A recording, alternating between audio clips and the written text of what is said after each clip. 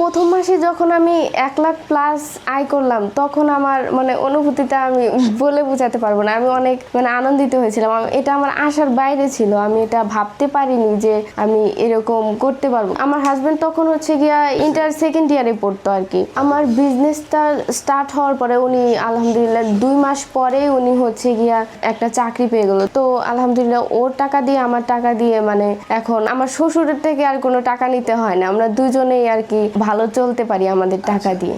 1 বছর আগে যখন এসএসসি পরীক্ষা দিলাম তারপরে আমি বাসায় অবসর থাকতাম, তখন আমি ভাবতাম যে কি করা যায়, মানে বাসায় বসে অনেকেই তো অনেক কিছু করে। তো সেখান থেকে আমি ভাবলাম কেননা আমি এইগুলা করি, মানে শখের কাজ করি যেটুকু আয় হয়। প্রথম মাসে আমি হচ্ছে গিয়া আমি নিজেদের ছবি দিয়ে আমার আর আমার হাজবেন্ডের ছবি দিয়ে এটা তৈরি করলাম। তো এটা ছিল ডিসেম্বরের 2024-এর ডিসেম্বরের শেষের দিকে। তো তারপর আমি আমার হাজবেন্ডকে দেখালাম যে দেখো এটা কেমন, এগুলা কি মানুষ নিবে, এগুলা কি অন্যদের পছন্দ হবে?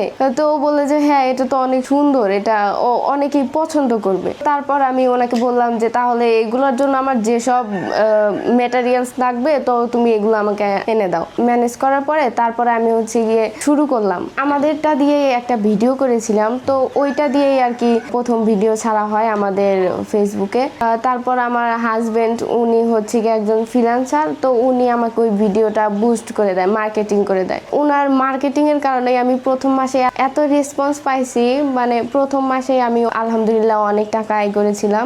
এইটাতে হচ্ছে ইনভেস্ট করেছিলাম 30-40 হাজার টাকার মতো, কিন্তু এর থেকে আমি অনেক ভালো টাকাই পেয়েছি আর কি। আমার সবকিছু থেকে লাভ যা থেকেছে অনেক ভালো থেকেছে আর কি। প্রথম মাসে যখন আমি 1 লাখ প্লাস আয় করলাম তখন আমার মানে অনুভূতিটা আমি বলে বোঝাতে পারবো না। আমি অনেক মানে আনন্দিত হয়েছিলাম। এটা আমার আশার বাইরে ছিল। আমি এটা ভাবতে পারিনি যে আমি এরকম করতে পারবো, কারণ এটা আমার শখের কাজ ছিল। তো ও বললো যে ঠিক আছে এত টাকা দিয়ে কি করব, শুধু টাকা কামালেই তো হবে না, নিজেকেও একটু সময় দিতে হবে। তারপর আমরা ভাবলাম যে কোথায় যাওয়া যায়, অনেক কিছু প্ল্যান করলাম। লাস্টে আমরা গেলাম হচ্ছে গিয়া সাজেকে ঘুরতে গেলাম। আমাদের যখন বিয়েটা হয় তখন আমরা দুজনই আর কি স্টুডেন্ট ছিলাম। শ্বশুরের টাকাই হচ্ছে গিয়ে আমরা দুজনই পড়ালেখা করতাম। যখন আমি এই বিজনেসটা শুরু করি, মানে প্রথম মাসে যখন আমি এত টাকা আয় করি তখন আমি নিজেদেরও পড়ার খরচ চালাতে পারতাম এবং আমার শ্বশুর শাশুড়িকেও দিতে পারতাম। আমি যখন আমার প্রথম মাসের টাকাটা নিয়ে ওনাদেরকে দিলাম, ওনারা অনেক খুশি হয়েছিল এবং ওনাদেরকে আমি কাপড় চোপড় এগুলা কিনে দিয়েছিলাম। ওনারা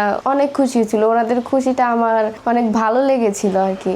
আমি প্রথম মাসে তো নিজে একা একাই বানাতাম আর কি। তো তারপর আমি ভাবলাম যে আমার তো অনেক সেল হচ্ছে, 1 লাখ প্লাস সেল হচ্ছে, তাহলে আমি যদি আরো লোক নেই তাহলে তো আমার আরো অনেক হবে। তারপর আমি আরো 2-3 জন লোক নিলাম, তো তারা আমাকে হেল্প করতো। তো তখন আমার আরো বেশি হয়, আমার 1.5 লাখ প্লাস আয় হয় দ্বিতীয় মাসে। প্রথমের দিকে আমি ওনাদেরকে মানে বুঝাই দিয়েছি যে এইটা এইভাবে করতে হবে, ওইটা ওইভাবে করতে হবে। ওনারা প্রথমের দিকে তেমন একটা পারতো না, এখন ইনশাল্লাহ ওনারা ভালো পারে। প্রথম দিকে আমি যখন একা বানাতাম তখন আমি 1 মাসে 30-40টার মতো বানাতে পারতাম। তো এখন যখন আমি 2-3 জন লোক নিয়েছি তাদেরকে নিয়ে আমি এখন 1 মাসে 100টার মতো করে বানাতে পারি আর কি। এই যে আমার এই রুমটা, এটা হচ্ছে আমার নিজের ইনকামের টাকায় আমি এটা নিয়েছি। তারপর আমি এই রুমটাতেই হচ্ছে কাজ করছি। ভবিষ্যতে আমি ভেবেছি যে আরো অনেক বড় পরিসরে আমার জায়গাটা আরো বড় করব। 50-60 জন যেন আমার এখানে কাজ করতে পারে, ওনারা যেন নিজেদের জীবিকা নির্বাহ করতে পারে আমার এই কাজটা থেকে। অনেক বয়ফ্রেন্ড তাদের গার্লফ্রেন্ডের জন্য নেয় যে ওনার বার্থডে, তো আমি ওনাকে এরকম একটা গিফট করতে চাই। ওনারা আবার বলে যে ওনাদের ছবিগুলো যেন প্রাইভেট থাকে, ফেসবুকে যেন পোস্ট না করি। তো ওনাদের ছবিগুলো আমরা প্রাইভেট রাখি। অনেক প্রবাসী ভাইরা আসে, ওনারা হচ্ছে ওনাদের ওয়াইফের জন্য নেয়। 40% এরকম প্রবাসী আসে। দিনে যদি 10টা অর্ডার আসে তাহলে 3টা-4টা এরকম অর্ডার আসে প্রবাসীদেরই, ওনারাই বেশি অর্ডার করে আর কি।